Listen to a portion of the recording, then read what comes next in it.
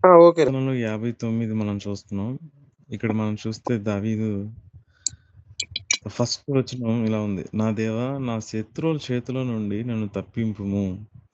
నా మీద పడువారికి చిక్కకుండా నన్ను ఉద్ధరించుము అనుంది. ఈ ప్రార్థన మనం చూస్తే ఇక్కడ దావీదు, నా దేవా, నా శత్రువుల చేతిలో నుండి నన్ను తప్పించుము. నా మీద పడువారికి చిక్కకుండా నన్ను ఉద్ధరించుము. తర్వాత రెండో వచనం కూడా, పాపం చేయవారి చేతిలో నుండి నన్ను తప్పింపుము. రక్తాపరాధముల చేతిలో నుండి నన్ను రక్షింపుము. ఈ మాటలు నన్ను చ్ ఎలా నన్ను ఛాలెంజ్ చేశాయంటే, దావీదు ఓల్డ్ టెస్టమెంట్‌లో ఉండి తన శత్రువు చేతి నుంచి రక్షింపబడాలని కోరుకుంటున్నాడు. తన శత్రువు చేతికి చిక్కకూడదనుకుంటున్నాడు. పాపం చేసే వారి చేతిలో నుంచి తప్పింపుమని అంటున్నాడు. అయితే ఈరోజు మన ప్రార్థన న్యూ టెస్టమెంట్‌లో, క్రొత్త నిబంధనలో ఉన్న మనకి, మన ప్రార్థన ఏంటంటే, మన శత్రువు సాతాను. ఏ మనిషి గూడా గాదు. సో, కాబట్టి మన ప్రార్థన ఎలా ఉండాలంటే, సాతా మన శత్రువైన సాతాను చేతి నుండి మనల్ని దేవుడు విడిపించాలి అని మనం ప్రార్థించాలి. ఎక్కడ సాతాను మన జీవితాల్లో రూల్ చేయకూడదు. ఎక్కడ ఆహ్, మన జీవితంలో సాతానుకి చోటు లేకుండా మనం జీవించాలి అని మనం దేవునికి మొరపెట్టాలి అని నాకనిపించిందిక్కడ. మనం అదే చూస్తాము. నా మీద పడువారికి చిక్కకుండా నన్ను ఉద్ధరించుము. ఎక్కడ సాతాను మన జీవితాల్లో ఎటువంటి అధికారం ఉండకూడదు. మనం ఈ విధంగా అటు జీవితాన్ని మనం జీవించాలి. అట్టి వెలుగుతో మనం ఉండాలి. ఎక్కడైనా మన జీవితంలో సాతాను రూల్ చేస్తున్నాడు, మనం పడిపోతున్నామంటే, మనం దేవుని ఆయన సన్నిధిలో మనం దావీదు వలె మొరపెట్టాలి. దావీదు అదే చూస్తాం మనం ప్రతి కీర్తనలో. దావీదు మనం చూస్తే తను శత్రువుల గురించి దేవుని దగ్గర మొరపెడతా ఉంటాడు. నా మీద వాళ్ళు ఇది గా నన్నెంత బాధపెడుతున్నారు. చాలా విషయాలు మనం చూస్తాం. దావీదు ఆ పరిస్థితులను బట్టి తను కృంగిపోయిన వ్యక్తిగా లేడు గానీ, తను మొరపెడుతున్నాడు. తన విశ్వాసంతో దేవుడే రక్షించగలడు. అదే తర్వాత మనం చూస్తే కీర్తనల్లో 9వ వచనంలో, నా బలమా నీ కొరకు నేను కనిపెట్టుచున్నాను. నా ఉన్నతమైన దుర్గము దేవుడే అని అంటున్నాడు.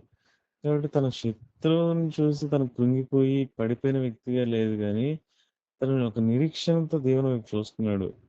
ఈరోజు మనం కూడా నీతిమంతుడిగా మనం క్రీస్తులో మనల్ని దేవుడు చేసున్నాడు.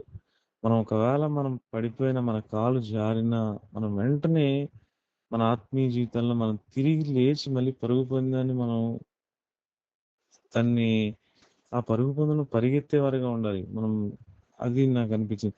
సో, తిరిగి మ దే దే దావీదే అంత నిరీక్షణ కలిగి ఉన్నప్పుడు, మనం న్యూ టెస్టిమెంట్‌లో మనం ఉచితముగా రైట్‌చస్ చేయబడం, నీతిమంతులుగా తీర్చబడం, మనం ఇంకెంత నిరీక్షణ కలిగి, మనం పరిశుద్ధాత్మ దేవుడున్నాడు మనకి, మన జీవితాల్లో కార్యం చేయడానికి.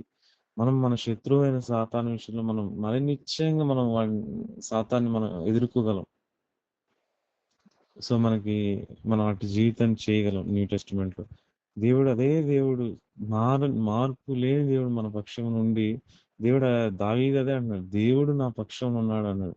మరి నిశ్చయంగా దేవుడు మన పక్షంలో కూడా ఉండి, మన శత్రువుతో ఆయన మన పక్షం నుండి ఆయన మన శత్రువుని ఓడించగలడు.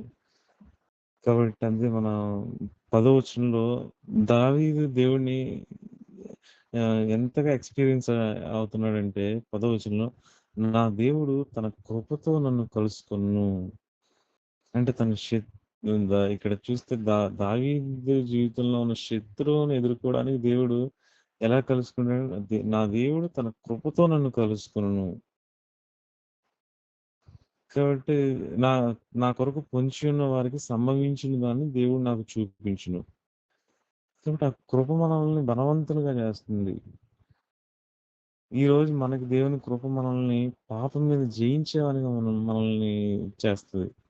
అయితే దేవుడు ఆ కృపతో ఆయన వచ్చిన ప్రతిసారి మనల్ని కలుసుకున్న దేవుడు మన దగ్గరికి ఆయన వచ్చినప్పుడంతా ఆయన కృపతో వస్తున్నాడు.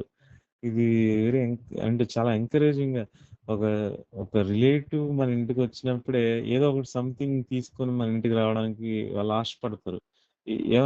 ఎవరైనా ఒక ఫ్రెండ్ మన మనల్ని విజిట్ చేసినా, మన ఇంట్లో చిన్న పిల్లలుంటే వాళ్ళకేదో సంథింగ్ తీసుకురావడానికి వాళ్ళు ట్రై చేస్తాడు. దేవుడు మనల్ని విజిట్ చేసినప్పుడు, మనల్ని దర్శించినప్పుడు, మనం ఆయన దర్శించినప్పుడు ఆయన మనల్ని ఎలా కలుసుకుంటాడంటే, ఆయన కృపతో, ఆయన గ్రేస్ ఆహ్, ఏమైనా చేయగలిగిన గ్రేస్ మన జీవితాల్లో అత్యంత నీడైన గ్రేస్ ఏదైతే ఉందో, ఆ గ్రేస్‌తో మనల్ని కలుసుకుంటాడు. ఇది రియల్లీ చాలా ఎంకరేజ్ అనిపించింది నాకు. ఆ కృప మనం పొందుకోవాలి అయితే. ఆయన దీనులకి ఆయన కృపను అనుగ్రహిస్తాడని మనం తెలుసది. మనం ఆ రిసీవ్ చేసుకునే ఇది మనం ఉండాలి. మనం కలిగి ఉండాలి. ఆ ఫెయిత్‌తో. అలాగే మనం దీనులుగా మనం తగ్గించుకున్నప్పుడు ఆ కృప ఆయన కలుసుకున్నప్పుడు ఆ కృపతో మనల్ని మనం ఆవరింపబడతాం. ఆ శక్తి మన జీవితాల్లో మన శత్రువుని జయించే శక్తిని దేవుడు మనకివ్వగలడు. న్యూ టెస్టిమెంట్‌లో ఉన్న శత్రువుని. అదే కింద 16, 17 వచనాల్లో గూడా నీవు నాకు ఎత్తైన కోటగా ఉన్నావు. ఆపద్దినమున నాకు ఆశ్రయముగా ఉన్నావు. నీ బలమును గూర్చి నేను కీర్తించెదను. ఉదయమున నీ కృపను గూర్చి ఉత్సాహగానం చేసెదను. సో, దావీదు తన జీవితంలో దేవుని యొక్క కృపను అనుభవించిన వ్యక్తిగా ఉన్నాడు. అందుకే తను నా ఎత్తైన కోట నువ్వే ప్రభువా ఈ భూమి మీద. ఇంకేం గాదు. ఏదైనా ఆశ్రయం ఉందంటే అది నువ్వొక్కడివే. ఇంకేది దావీదు తన జీవితంలో ఏది చూడట్లేదు. సంథింగ్ ఇంకేదో తన జీవితంలో ఎత్తైన కోటగా లేదు. ఇంకేదన్నా తన శ్రమ దినాన ఇంకేదో ఆశ్రయం చేసుకోవట్ల. కంప్లీట్‌గా దేవుడే తన ఆశ్రయంగా ఉన్నాడు. తన ఎత్తైన కోట, తన తాగు చోటుగా దేవుడే ఉన్నాడనేది చూడగలిగాడు. దేవుడు నాకు తర్వాత 17లో గూడా దేవుడు నాకు ఎత్తైన కోటగాను, ఇక్కడ మళ్ళీ ఇంకొక మాట కృపగల దేవుడుగా ఉన్నాడు. ఇది మనం చూడాలి దేవుడిని మన జీవితాల్లో. సాతాను మన నేత్రాలకి మనం చూస్తే న్యూ టెస్టిమెంట్‌లో ఒక వచనం ఉంటది. కొరింథీయులకు రాసిన పత్రికలో ఆ మాట ఉన్నది. ఈ యుగ సంబంధమైన దేవత మనోనేత్రాలకి గుడ్డితనం కలుగజేసింది అని ఉంటది. ఆ గుడ్డితనం నాకెలా అనిపించింది మామూలుగా ఆ వచనం నేను దాని గురించి మెడిటేట్ చేస్తుంటే ఆ గుడ్డితనం ఏంటంటే దేవుడు ఏమై ఉన్నాడో ఆయన ప్రేమ, ఆయన కనికరాన్ని మనం చూడకుండా అదొక ముసుగు వేసింది మనకి. సో, ఆ ముసుగు నుంచి మనం విడిపింపబడాలి. దేవుని యొక్క ఆయన ప్రేమ, ఆయన గుణగుణాలని మనకు దాచిపెట్టింది. ఆయన ఎంత కనికరం కలిగి ఉన్నాడు. ఆయన ఎంత ప్రేమ కలిగిన దేవుడుగా ఉన్నాడు. ఆయన ఎంత కృప కలిగిన వాడుగా ఉన్నాడు. ఈ విషయాల్ని మనకు మరుగుపరిచి మనల్ని ఒక భయము, ఒక ఆందోళనలోకి తీసుకెళ్ళిపోతుంది. సో, మనం వాటిని స్పష్టంగా చూడగలాలి. దేవుడు ఏమై ఉన్నాడో అదే మనం చూస్తే మొదట రిలేటెడ్‌గా దాని కింద వచనాలు చూస్తే వాళ్ళు ఆదామవ్వలు మోసగింపబడిన విషయాలను గూడా హ్మ్, పౌలు అక్కడ పేర్కొంటాడు. కె కొరింథీలో మనం చూస్తే. వాళ్ళని మోసగించిన విషయం గూడా ఏంటంటే, దేవుడు ప్రేమ లేనివాడుగా ఉన్నాడు. క్విక్‌గా మోసపరిచిందక్కడ సాతాను హవ్వని. అంటే దేవుడు మిమ్మల్ని ఏదో ఒక బౌండరీలో పెట్టేసాడు. మీ విషయంలో అంత బాధ్యత లేదు. ఒక అబద్ధంతో వాళ్ళని ఎదుర్కొన్నాడు. సో, ఆ ప్రేమను మరుగు చేస్తూ మాట్లాడుతున్నాడు. మనం ఈ నే వెలిగింపబడిన నేత్రాలతో మనం చూడాల్సిందేంటంటే దావీదు ఇక్కడ చూడగలిగాడు. కృపగల దేవుడుగా ఉన్నాడు దేవుడు. మన జీవితాల్లో మనం దాన్ని చూడాలి. ఎంత కృపగల దేవుడుగా ఉన్నాడు. ఎంత ఆయన ఎంత ప్రేమ కలిగిన వాడిగా ఉన్నాడు అనే మాట. మనం అది చూసినప్పుడే మన ఆత్మీయ జీవితాల్లో మన శత్రువుని మనం జయించడానికి మనం మొదట నిలబడగలం ఆ యుద్ధ భూమిలో. లేదంటే మనం కృంగిపోయి మనం చేతకాని వాళ్ళుగా ఉంటాం. ఆ ప్రేమను మనం అనుభవించకపోయినా, దేవుడు ఏమై ఉన్నాడని చూడకపోయినా. కాబట్టి మనం దావీదు అదే ఇక్కడ చూడగలిగాడు స్పష్టంగా. దేవుడు కృపగలిగిన వాడిగా ఉన్నాడు. కాబట్టి నేను నిలబడగలను. హ్మ్. అని కాన్ఫిడెంట్‌గా ఉన్నాడు. So, okay Lokesh.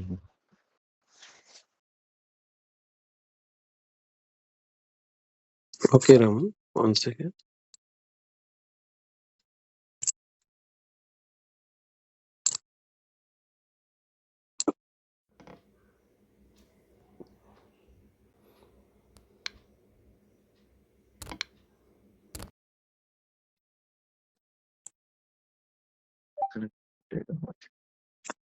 అవునండి.